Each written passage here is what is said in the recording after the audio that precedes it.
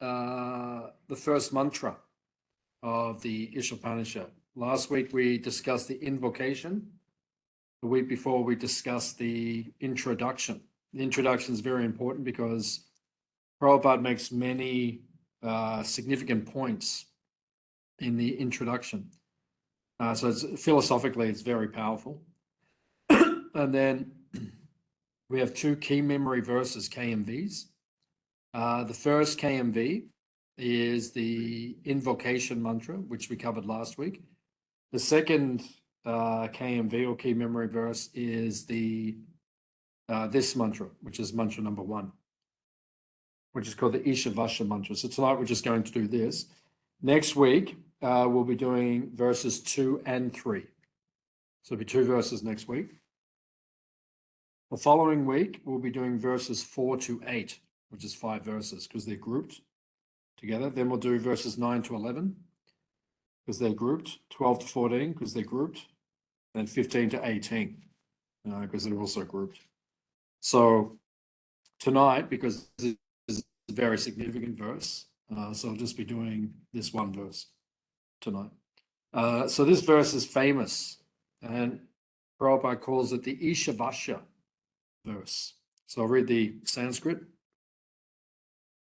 Ishavashyamidam sarvam yatkincha jagatyam jagat tena chaktena bunjita magrida kasya swiddanam. So the translation: everything, animate or inanimate, that is within the universe is controlled and owned by the Lord. One should therefore accept only those things necessary for himself, which are set aside as his quota, and one should not accept other things, knowing well to whom they belong. So the invocation and the first 3 mantras, next week we'll do 2 and 3. The subject matter of the group, that's a group of mantras, those 4 together. So the subject of those 4 together, that is the perfect relationship between the Lord, the living entities, and his creation. So how do we, the soul, God, the Supreme Soul, and his creation, which we'll speak about tonight, how does that all interrelate? How is everything connected? So the Supreme Soul, the living entity, and the creation, both material and spiritual. What is the perfect relationship between the 3? How do they all relate? Actually, Prabhupada says in the introduction to Srimad Bhagavatam, he says, the Bhagavatam does not deal with God. The subject matter of the Bhagavatam is the absolute truth. Because we're not talking just about God in our theology. We're talking about God and his creation, which is the absolute truth. So there's more to it than just Krishna himself. We hear about Krishna, obviously. The 10th canto is about Krishna directly. But leading into the 10th canto, we hear about his creation, the living entities, how everything interrelates. The material world is described in detail in the Bhagavatam. The spiritual world is described in detail in the Bhagavatam. In the 3rd canto, which speaks a lot about creation, the creation is spoken of 3 times. Right? 3 times it's gone through in detail. There's a description, then there's another description, and then Kapila gives a 3rd description. Right? And some of them are quite similar, but there's also a lot of extra detail in each one. So this is the absolute truth. This is what we're interested in. We're not interested in just understanding God, because God is not alone. You can see behind me, this is God, according to us, according to our faith. This is God. But he's not alone. Then there is Shakti, right? Shakti and Shaktiman. Shaktiman means the source of the Shakti. The Shakti means the energy. So we describe both. We always worship Radha Krishna, right? The energy and the energetic, right? The sun and the sunshine. Right? You never see Krishna alone. Right? He's always with energy. And where is he situated? That's the Paraprakriti, or the spiritual energy, the spiritual world. Right? So we never just see God by himself. That's a limited concept. So this is a complete philosophy. We talk about everything in totality. Would you say that Radharani would Krishna's She is the personification of, or the source of Hladini Shakti, which is one part of his energy. Yeah, which means pleasure potency or bliss. Satchit Ananda. Ananda means bliss. Hladini Shakti.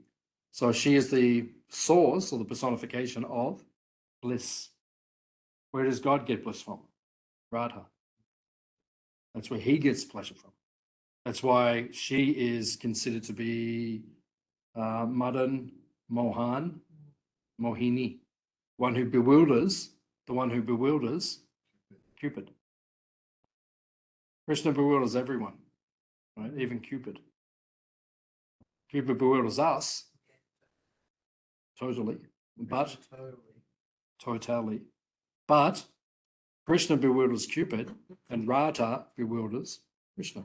So she is said to be Madan, Mohan, Mohini, which means one who bewilders. And on Sunday night, which is just a few days away, Julan Yatra begins, the festival season begins. Radha and Krishna will go onto the swing, and they will swing together for 5 days. They're also doing it in Wyndham every night, which is closer to us. So if anyone wants to shoot up the highway for an hour and 10 minutes, you can do Julan Yatra up there also. So Swing Festival is there. And next Thursday is Baladev Purnima, Lord Balaram's birthday, next Thursday. So Krishna's brother. Then a week later is Krishna's birthday on September the 7th. It's a very auspicious day. And then the day after is Prabhupada. And then 2 weeks after that, then it's Srimati Radharani, the 23rd of September. So this is the festival season. So we don't just talk about Krishna. It's Krishna's energies, Krishna's expansion. Everything is there. So that's what this verse is speaking about. That's what this section is speaking about, the first 4 verses. Invocation, mantra 1, which we'll do tonight, mantra 2 and 3. They describe the totality. So Prabhupada calls it the Ishavasya verse. Ishavasya is the first word in the Sanskrit. What does Ishavasya mean? No. Isha means the Lord, the controller, God, Isha. And Vasya, as it says here, Avashyam, controlled. Everything is controlled by Krishna. Ishavasya, Prabhupada would describe this verse. So as in it's the verse that establishes Krishna as a controller, if it's the Ishavasya verse of something? Yeah, Prabhupada, he's taking the first word, the Ishavasya principle. The principle is everything belongs to Krishna. That's the principle.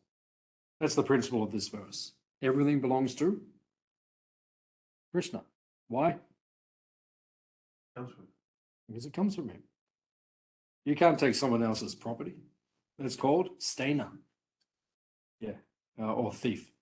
In the 3rd chapter of Bhagavad Gita, Krishna says, if you don't offer food to him, you're a thief. Stena. Yeah, because it all belongs to him. Why do we offer the food to Krishna? Because it belongs to him. In Vrindavan, it says everything is already prasadam. Don't have to offer it. So then Hare Prabhu, he said to Prabhupada, then why do we offer the bhoga, the food, to Krishna? If we don't have to, it's already prasadam. Prabhupada says, because Krishna is hungry. He wants to eat. It belongs to him. That's the principle. So that's why everything is offered to Krishna. That's the Ishavasya principle. It all belongs to him. Prabhupada explains, one who understands this principle, he becomes happy and peaceful. People in this world who are not happy and peaceful are not following this principle. They're trying to steal God's property and enjoy it themselves. So if we spend our life trying to take God's property, enjoy it for us, you'll never be happy. And you see the world that people are not happy. They're not happy, they're not peaceful. Krishna says in Bhagavad Gita, there cannot be happiness, there cannot be peace, there cannot be happiness without peace. Right? If you're not peaceful, you'll never be happy.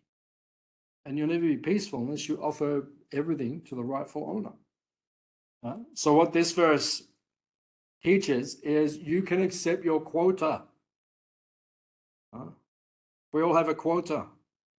What is our quota? God gives us a certain amount of things to maintain ourselves, to keep the body and the soul together. That's your quota. But if you take someone else's property, you're a thief. You can't just go and take someone else's property because it belongs to them.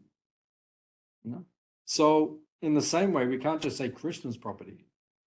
We have to only use what is given to us. Right? We all get enough. And Prabhupada explains nicely, the elephant gets enough. Right? The cows, they eat quite a lot. They have big bodies. Big bodies, they eat quite a lot.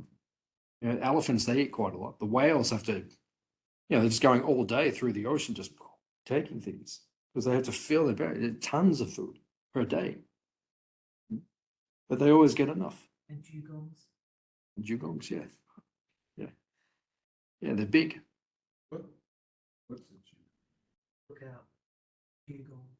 It's kind of like a, And like the cow of the sea. It's not like a figure, is it? it's like a huge seal. I know. Like, So the point Prabhupada makes, everyone gets enough. Did you ever become hungry since you were a devotee? Right? We never knew what hunger was. We never knew. Prabhupada explains, Prabhupada lived through 2 world wars. Right? And he said, during the war there was famine because the British took all the grains over to Europe, over to Britain, and the people in India were starving. But Prabhupada said he knew the devotees did not starve. Even amongst the famine, the devotees always had enough to eat. Prabhupada said he witnessed that. Why? Because Krishna provides. Yeah, interesting. Because Krishna provides. So devotees have enough to eat. So that means that Krishna will maintain you if you stick to your quota. If you try to take more, you will get a slap. Lord Balaram will slap you next week, 1 week, tomorrow. The slap might come. We'll see. See what Balaram manifests. See what is on the menu. We'll have a festival here next Thursday night, so you're all welcome to come if you want to come. They put these emojis up while you're talking. It's quite. I didn't realize there's so many different emojis. So, the basic principle is just don't be a thief. Right? Understand everything is for Krishna. So in the first paragraph, Prabhupada says the living entity has to work for his livelihood because that is the law of material nature. Everyone has to work. What did Prabhupada say? No lazies, no crazies. Right? This is Hare Krishna movement. Right? Anyone can join, but no lazies, no crazies. Where are you seeing that? See that? Okay, give me a minute. I'm talking about very non-cleaning valuable. And then it talks about for. Yeah, thank you for that because I was on the wrong verse. My notes were on the wrong verse, so I was reading from the notes for the next verse. So thank you for pointing that out. That's what students are for. Students are there to assist the teacher. Yeah, and some of my students in my class in Melbourne, as soon as sometimes I read the same verse a second time, because you read the verse and you start talking, and I say okay, and then I start reading it again because 5 minutes has passed or something, and then I've got some really good students. They say you just read that. There's other students who wait for you to finish it and start talking again, and they say, "Oh, Prabhu, I think you already read that." So it's much easier. So thank you for pointing it out. Yeah, if I'm not on track, then assist. Just let me know. So thank you for that. Okay, so Prabhupada says Vedic knowledge is infallible because it comes down through the perfect disciplic succession of spiritual masters, beginning with the Lord himself. We described this last week or the week before. We have to follow parampara. Krishna says, 4th chapter of Gita, Evam parampara praptam, imam rajashiyo vidu. You have to receive knowledge through parampara, through disciplic succession. That is the way, because what do we know? Very little. We don't know much. What do we know? Less than we think, yeah. Some people think they know more than they know. That's not good. So, if we're humble, we understand we don't know so much. So better to get the knowledge from parampara, disciplic succession. Guru to disciple, guru to disciple, guru to disciple. That's the system. It goes back. So that is how we receive our knowledge. And Prabhupada says the words spoken by the Lord are called aporusheya, which indicates that they are not delivered by any mundane person. Aporusheya. Aporusheya means it means transcendental, or it means like spiritual, infallible, right? Pure, something which is beyond this world. It is not coming from ordinary people. An ordinary person can only give you so much knowledge. We have to receive knowledge from the Supreme Lord himself and from his pure representatives. Dharman tu shakshat bhagavat pranitam. It says in Canto 6. Dharma can only come from the Lord himself. No one else can make Dharma. And we can't make up Dharma. We can't say, oh, that's right and that's wrong. Right? It's already spoken by Krishna himself. What is right? This is right. What is wrong? That is wrong. You can't argue the point. If you do argue the point, that's called karma. Karma means you will suffer. If you break the laws of what the Lord has already put out. So we don't have to speculate what is right, what is wrong. It is already given to us. Prabhupada says, a living being who lives in the mundane world has 4 defects. What are the 4 defects? Illusion, Mistake, cheating, mistakes, Imperfect senses, imperfect senses. Very good. What's the correct order? illusion, Illusion. Yep. imperfect senses, Yep. mistakes, Yep. cheating. Cheating.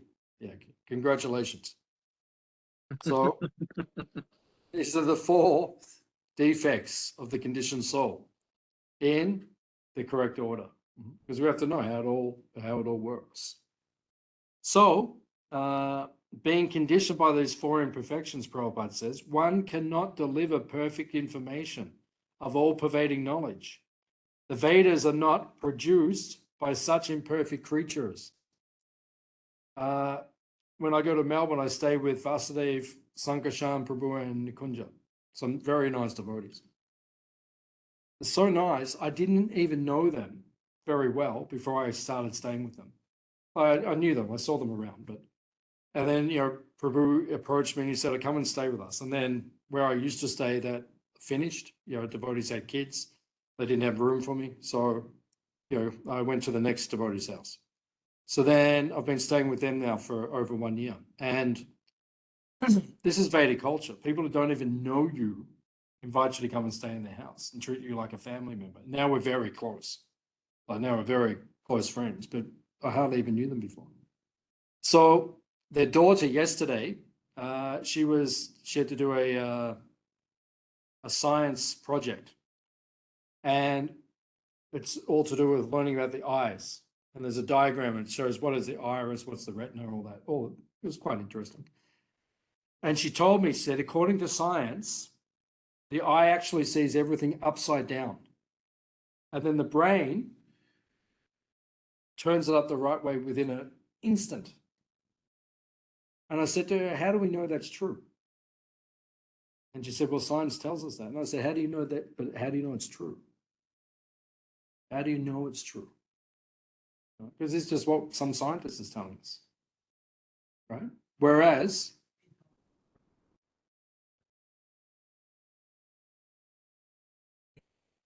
shows the whole same theory wise, and it uses a whole this image upside down to the photographic paper to develop it. Hmm. There is a there's different things that they say, but the point is, how do we know? Right? It could be correct, but it might not be correct because people have imperfect senses, and apparently all of our senses are imperfect because everything's actually upside down right now, according to science. Not that. It's not upside down, but we see it as upside down. Well, that's what they tell us. The way that I work. So how do we know? How do we know? The point is, we're told a lot of things. Yeah, I understand. We're told a lot of things. How do we know? The world is actually upside down. Well, it depends if you see it as being flat or not. Yeah. So how do we know? It's the How do we connections know? with the world. Science. It's limited. That's the point. The point Prabhupada's making is don't put all of your faith in science. Up until 400 years ago, they thought the earth was flat in Europe. Right? Don't sail too far, you go off the edge. And then they found America. Oh, wait a minute, there's more out there. So the point is, don't just trust science as all in all. Prabhupada's saying, for us, we accept knowledge coming from a transcendental perspective. In the second paragraph, Prabhupada says, since the Lord is Purnam, which we heard about in the last verse, or all perfect, there is no possibility of his being subjected to the laws of material nature. However, the living entities and inanimate objects are both controlled by the laws of nature and ultimately by the Lord's potency. So Krishna is transcendental to this material world. Adhoxaja. Adhoxaja means beyond this world. Just like sometimes we can't see the sun. On a cloudy day, you can't see the sun. We know it's there, but we can't see it. So if you've never experienced anything except cloud, you don't know the sun is there. You don't know what it looks like. But when you go beyond the ignorance of the clouds, then you perceive the actual sun planet.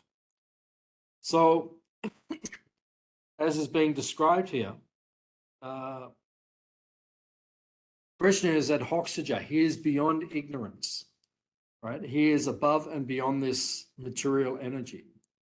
Whereas we are called tatashta, which means we can be in ignorance.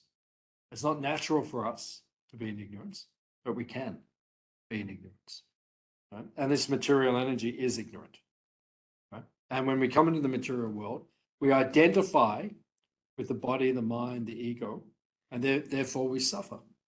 Right? Suffering is only the body, the mind, and the ego. If you understand your spirit soul, no more suffering.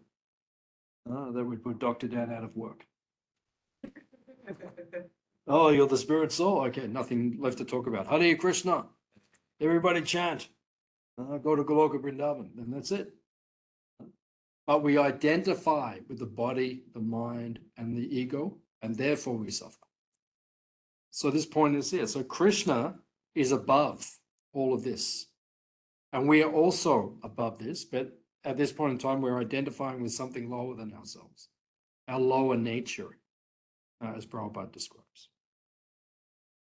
So in the third paragraph, Prabhupada says both the para and apara prakritis are emanations from the Lord.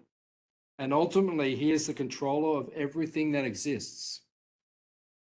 So it describes in Bhagavad Gita, there are two types of prakriti. What does prakriti mean? Energy, yeah. Two types of energy. Bhagavad Gita has 5 subject matters. Prabhupada explains in the introduction. What are the 5 subject matters of the Bhagavad Gita?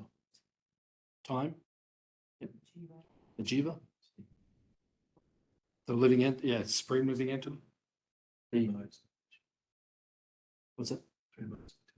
Yeah, well, within Prakriti. Yeah, Prakriti. That's in Prakriti. What are we up to? Prakriti, time. We had the Supreme Lord, the Jiva, time, Prakriti, which means karma. Of course. Yeah. And Prabhupada says 4 of them are permanent. The Lord is permanent, the soul is permanent, the material energy and the spiritual energy are permanent. Time is permanent, but karma is not permanent. Karma can change. Right? If you start performing devotional service, you burn up your karma. Krishna says, Moksha Yashami Masuchaha. Moksha means liberated. Right? Moksha Yashami, it all begins to burn up. So karma is not permanent, but the others are permanent. So Prakriti, there is Para Prakriti, Krishna explains in Bhagavad Gita, and Apara. Apara means inferior, Para means superior. Right? One is first class, one is fourth class, like an Indian train. Yeah. If you've traveled third class, anyone traveled third class on the Indian train? Yeah. One person. Harry, so it's supposed to be better. Wild. Yeah. So, you know, why are you going to travel third class if you can travel first class? So this material energy is third class or fourth class, right? It's the inferior nature. It's the inferior creation of God. It is not the superior energy. Prabhupada says there is another world. It is the spiritual world. You can see it behind me. This is where Krishna lives, right? It's a spiritual world. There's a whole nother world. This world is just the reflection of that world. Krishna explains this nicely in the 15th chapter of the Bhagavad Gita. It's just a reflection. That's all it is, right? But we identify with the reflection. And how is that going for everyone? Swimmingly. That's so poetic. Money says swimmingly.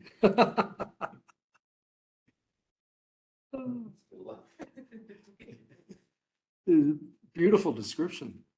Old English. Traditional English, swimmingly. Sometimes drowning, sometimes getting swept on the rocks. Swimmingly. So this is the nature of the material world. It is a place of suffering, right? It says on the front door as you come in, right? There's a sign when we first come into the material world. It says Dukalayam Ashashvatam. It is miserable. It is temporary. Please enjoy yourself. Right? And that's what we're doing. That's the definition of ignorance, avidya. Or as Albert Einstein said, it's the definition of insanity. And insanity is doing the same thing again and again and expecting a different result. You keep doing it again. How many times we did it? Right? Prahlad Maharaj says he calls it chewing the chewed. Right? Everyone's already done it. We've already done this. What we're doing now, we've done it for lifetimes. It's all the same.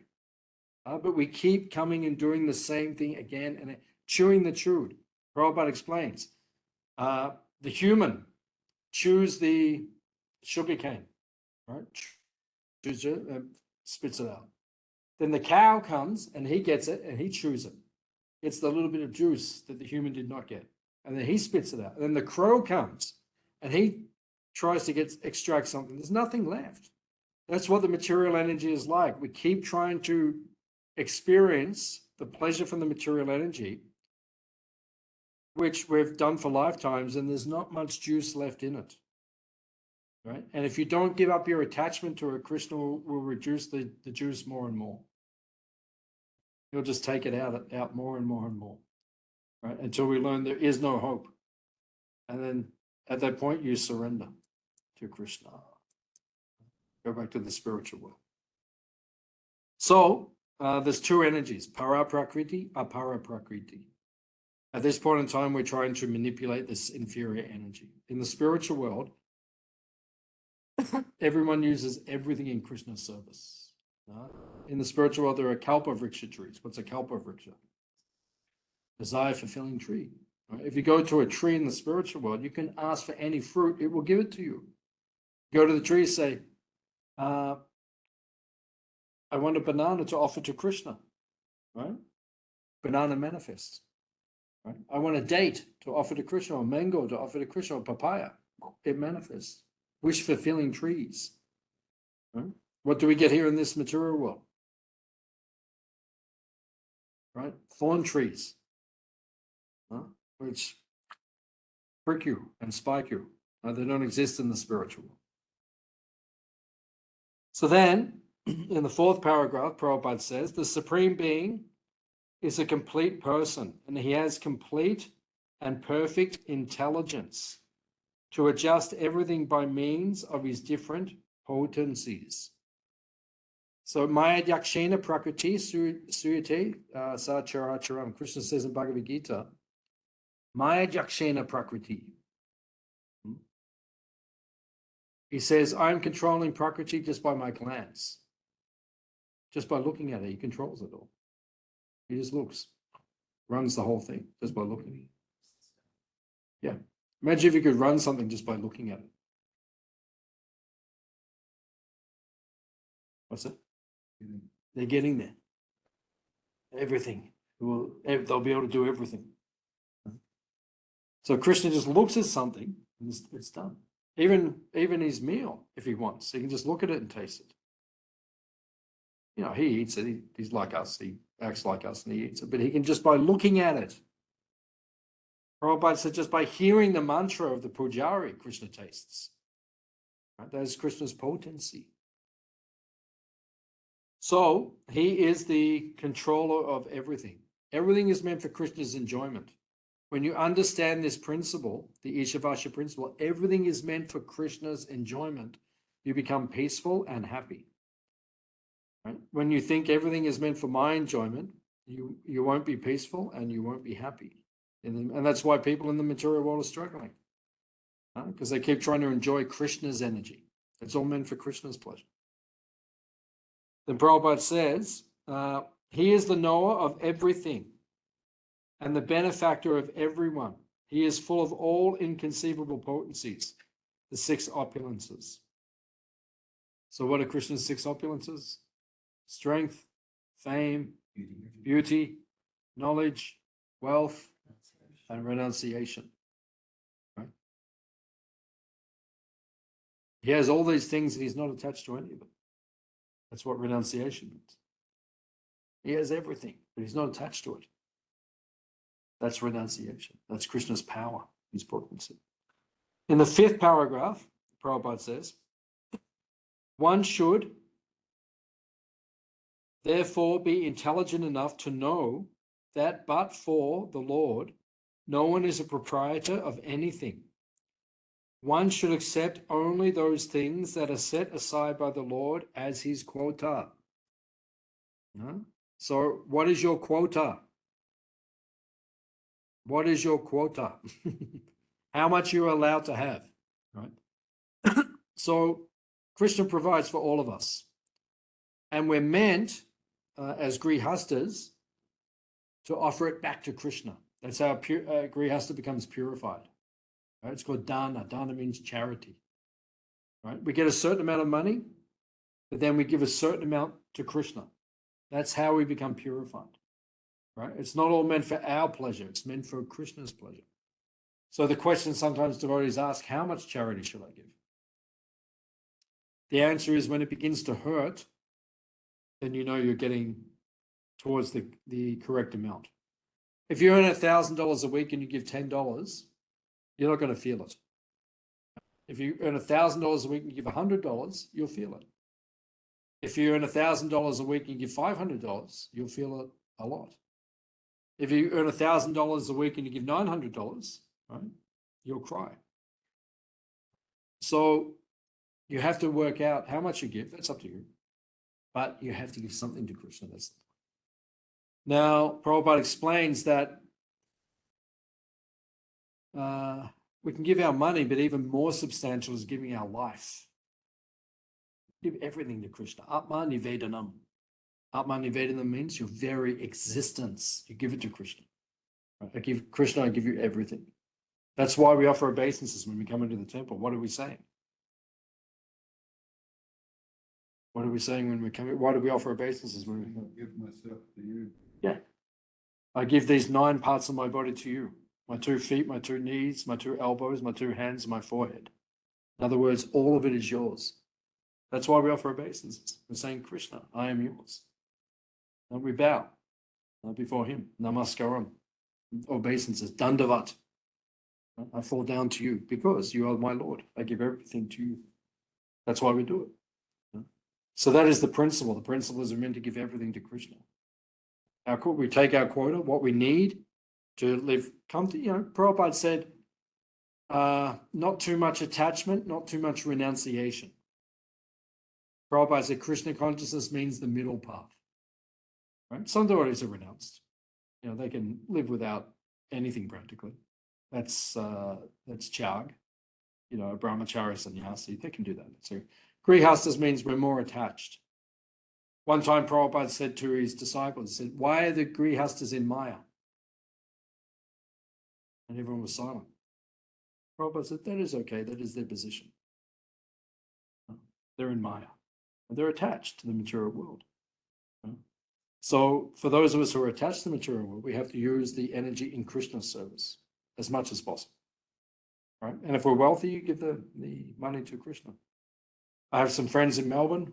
They're millionaires, and they gave $1 million to help build one of our big temples in India. That's the purpose.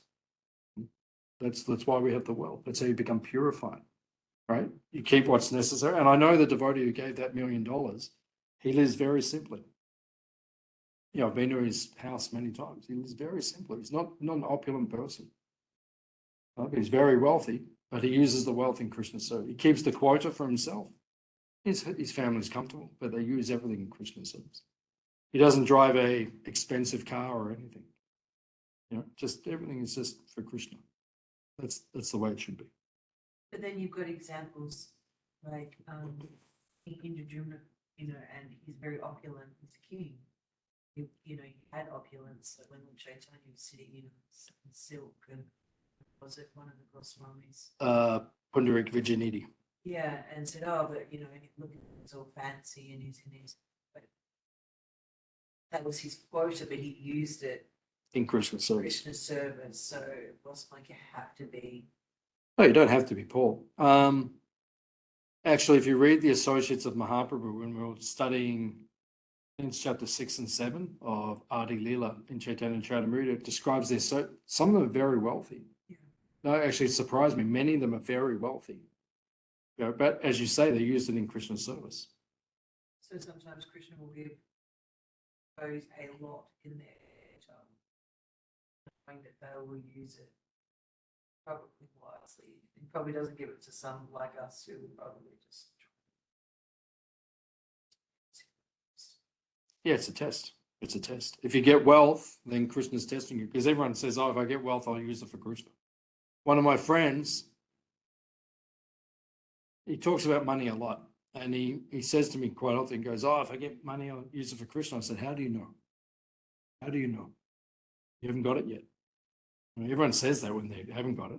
Oh, if I get money, I'll use it for Krishna. Yeah, everyone can say that. But when you've got it, we use it for Krishna. That's the point. Then Prabhupada says, 6th paragraph, the world is made of so many material things, and we know that we cannot produce any of these materials ourselves. We can simply bring them together and transform them into different shapes by our labor. A laborer cannot claim to be a proprietor of a thing just because he has worked hard to manufacture it. Sometimes we get like that. Sometimes we say, I made it. So I am the proprietor. You didn't make it. You just use Krishna's energy to make it. It's all. But we become attached in this material world. And sometimes we think, oh, I made it. So it belongs to me. Nothing belongs to us. Nothing belongs to us. We get that realization sometimes. Like when our car's skidding off the road. And we think, oh, actually nothing belongs to me. One devotee, when I first joined, he was driving too fast and then he went off the road and went through a fence. Didn't hurt himself, but I said to him, I said, what was your realization? And then he said, I realized everything is insignificant in that moment. You know, when you're driving off the road through a fence, you're like, nothing means anything. You can't be attached to anything in this material world. Everything is temporary. So we need to get that realization. Everything belongs to Krishna. In the 7th paragraph, Prabhupada says, there can be no peace if any party claims proprietorship over the resources of nature, which are entirely the property of the Lord. That's why there's no peace. That's why Russia is fighting Ukraine. What's the fight over? A resource. It's resources. Ooh, why fight? Why not just share it? Why not just all come together and say, hey, let's share it? Yeah, and it's the same thing. What's the principle? Principle is, it's for me. It's for my pleasure. Everyone wants to look after themselves. But the principle of the Ishavasya principle is we just accept our quota and we share. If there's more, you share it. That is the system. That's the Vedic system. Right? We share things. It seems to be a symptom. Yeah.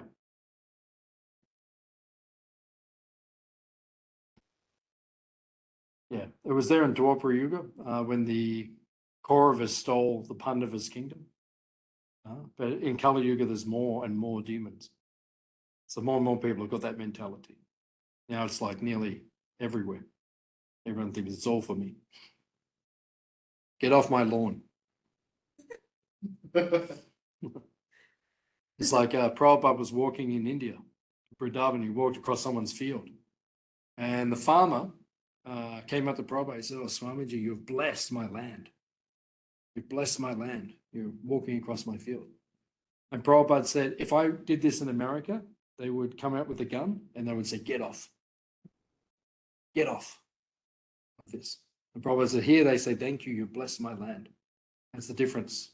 Because they understand everything is belonging to Krishna, ultimately.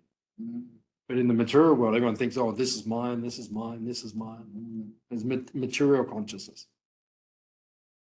Prabhupada says, Sri Isopanisad cannot give advice to the cats and the dogs, but it can deliver the message of Godhead to the man through the bona fide acharyas. Prabhupada would always use this kind of terminology. He would say, people fight like cats and dogs. You know, the cats and dogs fight. You know, especially in India, you see the dogs all fighting on the street, or the cats. But humans should not do like this. What does it mean to be a human? It means you're supposed to be better. You're not supposed to fight with each other like a dog. You know, all the dogs in India, they just go and they fight. And there's no point. One must be satisfied with whatever privileges are given to him by the mercy of the Lord. So sometimes Krishna gives us more. Sometimes Krishna gives us less. It's up to Krishna. Right? Devotees have that dependence on Krishna. Krishna is my maintainer. Krishna is my protector. He'll maintain us. So far, so good.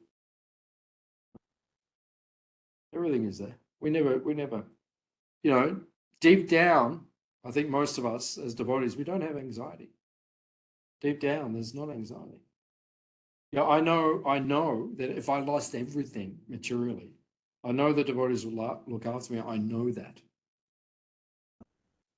I know, you know, I've got so many friends, you know, Mayapur, they've got apartments and people will look after us. What do we always say? If things fall apart, where would we go, I tell you? Where would we go if everything fell apart? Yeah, very good. Godrum. There's a ashram across the river, Godrum Dweep. Avadut Maharaj. I took you there? Across the river. Remember we floated down the river back to the ashram, remember? Amrita Duni. We got there, remember that ashram? Yeah, where we had lunch? Yeah. It's the- Surbi Kunj. Yeah. So Maharaj has said to us many times, he said, just come and live here, I'll give you a room. That's where they were building their new place out the back. Yeah. That's your place. Well, Where we got changed into our swimming shorts. Little shed, the storeroom, snaky shed. the snaky shit. Yeah. The store. I'd be happy with that. I'd be happy with that. Yeah. Oh, it's a good spot. Little shed out the back Yeah, next to the snakes Geelong. and what are those beasties that kill the snakes? Mongoose. Mongoose, yeah. Yeah. So we know that because if Maharaj has said to us many times, just come and do service here, I'll give you a room. What's the problem? Do service, I'll give you a room, come down, give you prasadam, what's the problem? Right? You give anything you want. So if you depend on Krishna, you will always be looked after. That's why devotees deep down, we don't have anxiety. Because we know Krishna will maintain us, Krishna will protect us. The Prabhupada says, if the proprietorship of the Supreme Lord is not recognized, it is certain that the bombs will ultimately ruin both parties. Prabhupada's making a prediction here. He said one day bombs will fall. One day, I mean, it's already happening right now. But, one day bigger ones will fall. The ones that they created. Prabhupada said if they created them, they have to use them. So in the future, something will happen. Then paragraph 8, Prabhupada says, human beings are not meant to quarrel like the cats and dogs. They must be intelligent enough to realize the importance and the aim of the human life. Right? Act like a human being. If a man kills an animal, he is responsible for breaking the laws of nature. Prabhupada would always emphasize this point. Whenever you see Prabhupada speaking to Christians, what's the point that he always makes? Thou shalt not kill. Every time. There's a very famous conversation with that French cardinal that Prabhupada has. Yeah, you might have seen the video. And he says that animals don't have a soul. Yeah. Says the animals do not have a soul. Then Prabhupada is arguing with him. You see at one point Prabhupada's legs going like, yeah, because he's frustrated. He's like, why doesn't this man understand? He's supposed to be a leader of people. Prabhupada's like, he's getting frustrated with him. Just try to understand. And he's saying,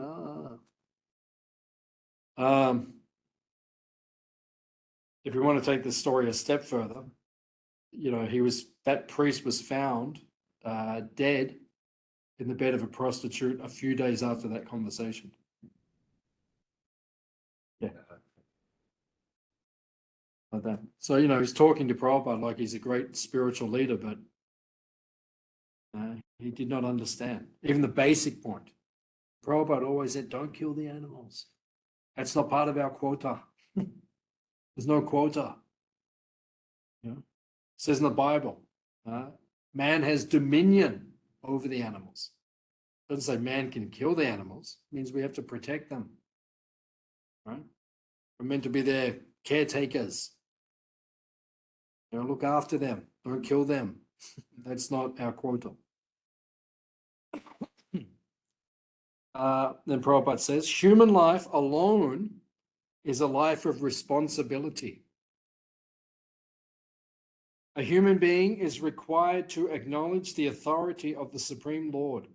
He must be a devotee, offer everything to the Lord's service, and partake only of remnants offered to the Lord. This will enable him to discharge his duty properly. So as devotees, we're meant to only eat prasad, food which has been offered to Krishna. If you don't eat the food which has been offered to Krishna, it will change your consciousness. Right? It will pollute the consciousness. Prabhupada actually says it will make the mind wicked. That's why we have to eat prasad. We have to eat the food offered to Krishna. That's why when everyone comes in for the Sunday feast, they take lots of takeaway. Ari brings an esky. Because he knows he's not going to be here for 2 weeks. So then he goes a little bit crazy. Because the principle is you should always take prasad, food offered to Krishna. Then the consciousness will remain pure. Those who do not offer their food eat sin and subject themselves to various types of distress, which are the results of sin. Bhagavad Gita 3:13. Krishna says, otherwise you're eating pap. Pap means sin. So therefore, offer the food to Krishna. And then you're not a stainer, you're not a thief. You know, like, it's becoming a snake, cheese. Cheese is being forced, even if it has been, you know what I mean? It's come from I think that's important. because of the- Oh, it's totally important. Krishna Chakravarti Thakur says, Krishna says in the Bhagavad Gita that Patram Pushpam Phalam Toyam Yome Bhaksha Priyachati. So he says, eat a leaf, fruit, flower, water, offer them to me. And Krishna Chakravarti Thakur says in the commentary, he says this means the devotee should sow the food, grow the food, harvest the food, cook the food, offer the food. He said that's actually prasadam on the highest level. So that's what we should be doing. So we should work towards that. But who's ever done all that? Well, if we're doing that here, like, you know, if we do that, then that's, No, but anywhere. Whole, like, you wouldn't find many examples where the whole process from, you know, go to woe is done in a, Thinking of the same spices, yeah, every, vegetables. everything. How, where has it ever actually? it could be done in Mayapur, Maybe not you know, so bad. like behind Jagannath's temple, where we, Yeah. it could be done there. Because, you know, if the devotees tilling the land there, everything's growing in one spot. So yeah, that could be done. Could be done. But yeah, like you're saying, it's rare, but it could be done. It's a lot. But Prabhupada's vision for the farms was that we would do that.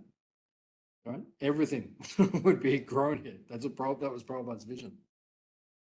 You know, so that's something we have to work towards.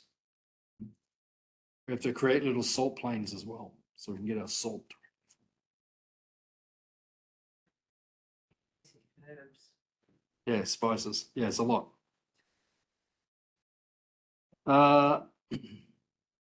Then, Prabhupada says, paragraph 11, the root of sin is deliberate disobedience to the laws of nature through disregarding the proprietorship of the Lord.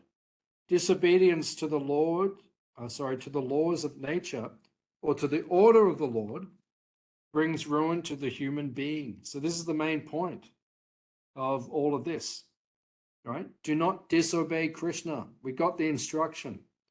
What is the instruction? Ishavasya, principle. Everything is owned by and controlled by Krishna. Offer it back to him. When you disobey that, then your life will become problematic. Prabhupada finishes by saying, if one is sober, knows the laws of nature, and is not influenced by unnecessary attachment and aversion, he is sure to be recognized by the Lord and is sure to become eligible to go back home, back to Godhead, to his eternal home. So it's a very simple process. Prabhupada said simple for the simple and complicated for the complicated. So it says here in the Isopanisad, keep it simple, right? Just offer everything to Krishna, live by your quota, right? Don't covet, don't try to get more than what you need, right? And then if you practice Krishna consciousness like this, you can go back home, back to Godhead in this lifetime. So does anyone have any questions or comments? In the second, the last, Paragraph. Prabhupada makes a point of saying the root of sin is deliberate disobedience of the laws of nature. So he doesn't say like, so, you know, it becomes sinful when you know, but you still do it, as opposed to It's still sinful if you don't know, but I mean, he specifically writes deliberate disobedience. Can you elaborate on that? Yeah, it's a good question. So why does Prabhupada say deliberate disobedience? Because if you break the law, but you know you're breaking the law, the punishment is more severe. That's why Srila Prabhupada says India is the land of Dharma. And India is suffering more than anywhere in the world, practically. Like, it's not materially a comfortable place. It could be more. But why? Because it is the home of Dharma. They know what they should be doing, but they're not doing it. So therefore, the reactions are more severe. Right? So just like you look at a child, right? Two children. One knows you should not be doing something. The other one doesn't know. The one who knows, you're going to be more strict with that person. You know you shouldn't be doing this. The other one didn't know, okay, we'll be more light. Prabhupada had 3 levels when he would chastise one of his disciples or followers. 3 levels of anger. Hare sorry Prabhu. He was with Prabhupada every day for 15 months. He said Prabhupada had 3 levels of anger. First one, you did something wrong, Prabhupada would get upset. Then he said the second level was if you did something wrong, it means you'd done it before and you did it again. He said Prabhupada got so angry his lip would quiver. His lip would like shake. That's how angry he got. He became very angry. And then he said the third level is Prabhupada wouldn't even speak to you. I'm disgusted. So, vanish, disappear, right? So if you know that you should not do something, but you still do it, then you will get more severe reaction. If you deliberately do something, you know it's wrong, but you deliberately do it, then the reaction will be very severe. Any other points or questions?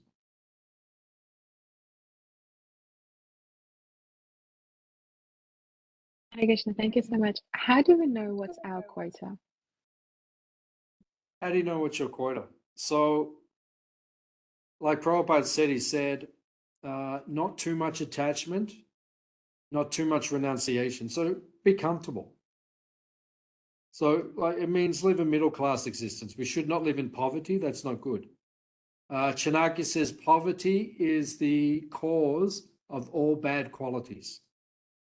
You see, when people live in poverty, they get very desperate. And then even us, like if we were in poverty, we would do things we would not normally do. We would steal and do so many things. So you don't want to live in poverty, but you don't want to be, if you don't have enough money, what do you always think about? Money, right? You don't have enough, what do you think about? Money. And if you have too much money, what do you always think about? Money. So in between, when you're not thinking about it, that's when you're in the right area. He also talks about endeavor. Something. Over endeavor. So that's another. Yeah, that's in the nectar of instruction. One should not over endeavor. Just do enough. Like if you can work 3 hours a day, work 3 hours a day. And then the rest of the time you can do service. I remember in Nectar Instruction, it also said not too much tamarind.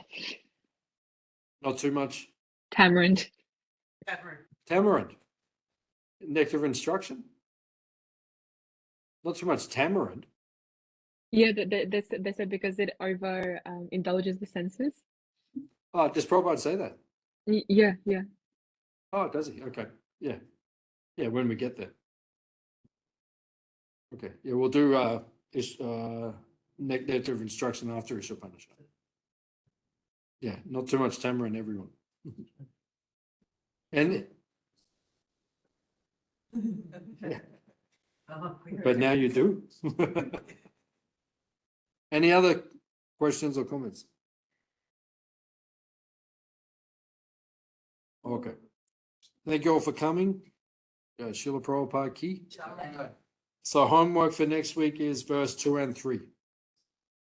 So do 2 and 3. And we'll see you next week. Thank you, Hare Krishna. People, thanks for coming. Thank you, Babu. Volleyball. Hare Krishna. Thank you, Hare Krishna. See you in the spiritual world. Bye. Meet you soon. I will. I will see you soon. Yes, yes, Prabhu. All the best. Volleyball. Please come again. Yes. Sure. Yeah, she's on.